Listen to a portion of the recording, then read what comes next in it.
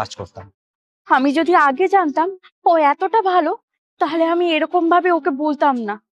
হ্যাঁ পায়েল, এই জন্যই ওকে আমি এত ভালোবাসি, নিজের ফ্যামিলির থেকেও বেশি। এই নাও রাজের গরম গরম চা। আমাকে ক্ষমা করে দিও ভাই, আমি জানতাম না তুমি এত ভালো ছেলে।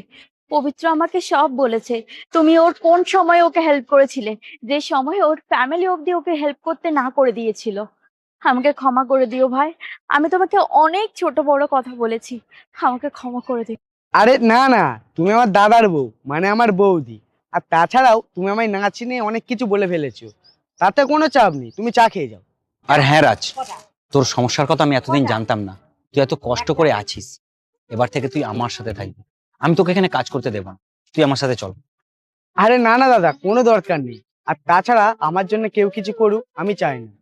তাছাড়া আমি তোমাকে হেল্প করেছি বলে যে তোমাকেও আমাকে হেল্প করতে হবে তেমনটা নয়।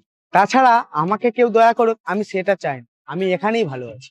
তুই বুঝতে পারছিস না, এটা দয়া নয়, দয়া তো তুই আমাকে করেছিলিস যখন আমার কাছে কিছুই ছিল না।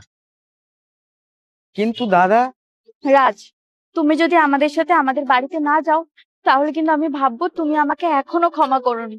প্লিজ রাজ, এখানে আর থেকো না, তুমি আমাদের সাথে চলো। আচ্ছা ঠিক আছে দিদি। দিদি না, আজ থেকে আমাকে বৌদি বলেই ডাকবে। আচ্ছা ঠিক আছে বৌদি।